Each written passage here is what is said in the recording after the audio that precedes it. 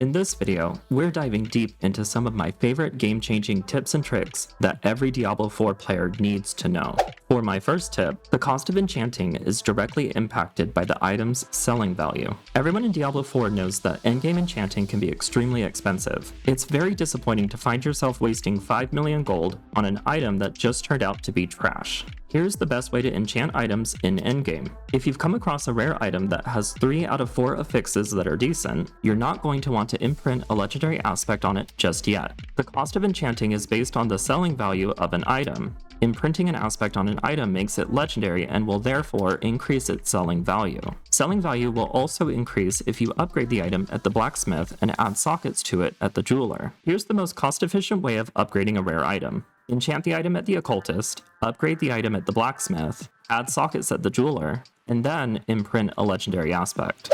Tip number 2 is how to take advantage of leveling dungeons and strongholds for early XP farming. If you have a favorite dungeon you like to farm for experience points, you no longer have to wait for the dungeon to naturally reset itself. Instead, once you finish the dungeon, open your emote wheel and hit leave dungeon. Once you're outside, open up your map and in the bottom right, hit reset dungeon. Now when you're back inside, everything is refreshed and repopulated. This trick doesn't work the same for strongholds, which by the way is my personal favorite to level 20 to 50. To reset strongholds, you need to not finish the last objective after the boss. Instead, open your settings menu, press leave game, log back in. You'll be at the stronghold entrance with the stronghold fully reset back to its original state.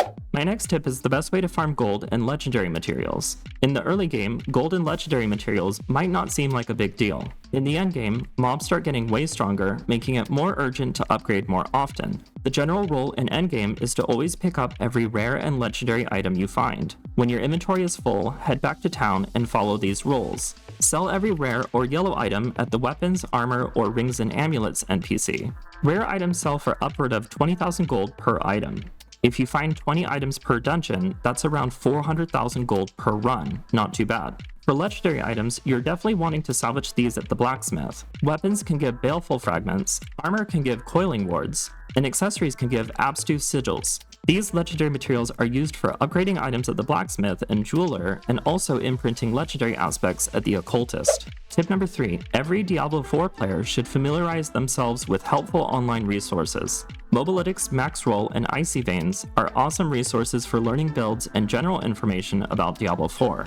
Fextralife has a Diablo 4 wiki that contains a lot of useful general information. Mapgenie.io has an interactive map and timers at the top of the page for when events will spawn. These resources really helped me a lot when I first started playing Diablo 4. Tip number 4 is about target farming specific equipment or even legendary aspects. We know that certain mob types have a higher chance at dropping specific equipment types, like helms or boots or hands, etc. Here's the full list. So you can see that if I'm looking for a unique helm gear, my best bet is going to be to focus on nightmare dungeons that feature cultists.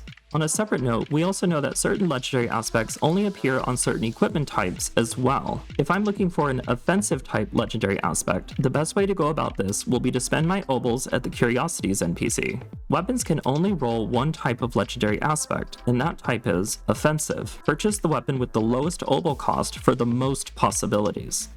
Tip number 5, you need to know these item power breakpoints. If you upgrade a weapon at the blacksmith where the item power will exceed these item power breakpoints, all of your affixes will re-roll themselves. Meaning if you have great rolls on your affixes, upgrading an item past 725 might make them lower than they were before. On the flip side, it could also potentially make them better if they were lower to begin with. So keep this in mind when upgrading any items around these item powers. My next tip is how to double your damage even in the early game. I won't bore you with the details, but damage buckets are important in Diablo 4, and I have a video explaining the topic. If you're not using vulnerable, you definitely should. Adding vulnerable right off the bat gives a 20% increase in damage, and it will be multiplicative, not additive. Also, you need to be using some form of global multiplier, which can be found on things like legendary aspects. As an easy example, let's look at 3 simple multipliers with small numbers: verse load, to close enemies, and to crowd controlled. Let's say each of these affixes are 20%. All of these are additive with each other in a singular bucket. If we distribute 20% across additive, global, and vulnerable buckets, we get a much larger benefit. In this example, we only used 3 multipliers. But if you can imagine, with 20 multipliers with larger numbers, the difference is massive. If you found this video helpful, don't forget to like and subscribe. Thanks for watching, good luck and have fun.